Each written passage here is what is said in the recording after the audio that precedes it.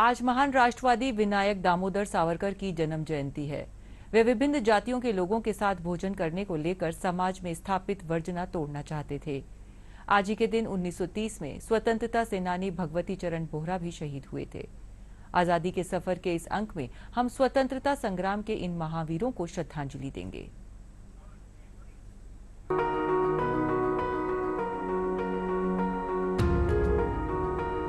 आज का दिन यानी 28 मई महान राष्ट्रवादी विनायक दामोदर सावरकर की जयंती है। उनका जन्म 28 मई 1883 को नासिक में हुआ था। The Indian war of independence 1857 यानी भारतीय स्वतंत्रता संग्राम 1857 पुस्तक के लेखक युवा सावरकर ने लंदन में युवा स्वतंत्रता सेनानियों का नेतृत्व किया और पूरे यूरोप में भारतीय स्वतंत्रता संग्राम के लिए समर्थन जुटाया था। सावरकर मैडम भीकाजी कामा, श्यामजी कृष्ण वर्मा और मदनलाल ढींगड़ा के साथ लंदन में इंडिया हाउस की राष्ट्रवादी गतिविधियों से जुड़े रहे।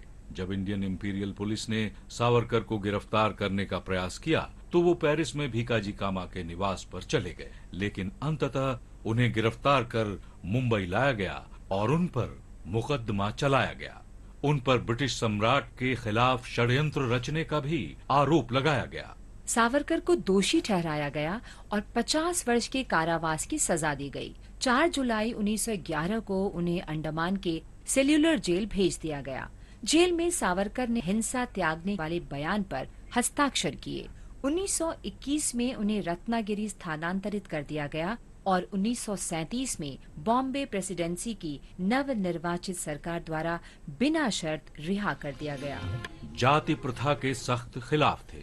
उनका कहना था कि कठोर जाति प्रथा को इतिहास के कूड़ेदान में फेंक देना चाहिए। उन्होंने जाति आधारित व्यावसायिक पाबंदियों को तोड़ने की अपील की और लोगों को अपनी पसंद और योग्यता के आधार पर व्यवसाय अपनाने के लिए प्रेरित किया। भारतीयों के लिए वैश्विक पहुंच सुगम बनाने और विदेश जाकर वहां के सर्वोत्तम अनुभव और अभ्यासों को वापस लाने तथा भारतीय संस्कृति की सुगंध दुनिया के हर कोने तक फैलाने की आवश्यकता में उनका गहरा विश्वास था। विभिन्न जातियों के लोगों के साथ भोजन करने को लेकर समाज में स्थापित वर्जना तोड़ना चाहते थे।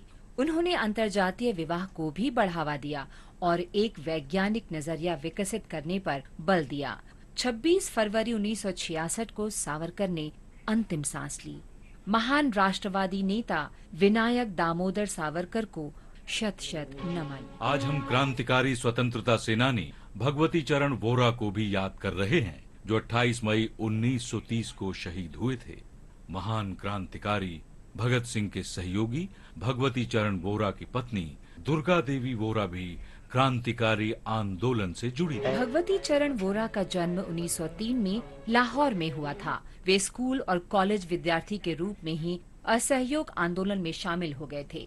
सचिंद्र नाथ सान्याल के लेखों से प्रभावित होकर वे नेशनल कॉलेज लाहौर में पढ़ने के दौरान ही क्रांतिकारी आंदोलन और राजनीति से जुड़ गए थे। 1926 में भगत सिंह और सुखदेव के साथ मिलकर भगवती चरण ने नौजवान भारत सभा का गठन किया। ब्रिटिश प्रशासन ने 1928 में मेरठ षड्यंत्र मामले में भगवती चरण की गिरफ्तारी और उनके घर की तलाशी का वारंट जारी किया, जिससे बाध्य होकर उन्हें भूमिगत हो जाना पड़ा। भगत सिंह और उनके साथियों को जेल से निकालने में सक्रिय भूमिका अदा कर रहे भगवती चरण ने अन्य सहयोगियों के साथ मिलकर उन्हें छुड़ाने की व्यापक योजना बनाई। इस योजना को जल्द से जल्द अमल में लाने की कोशिश में उन लोगों ने रावी नदी के किनारे घने जंगल में नए विकसित बम का प्रायोगिक परीक्षण करने की कोशिश की।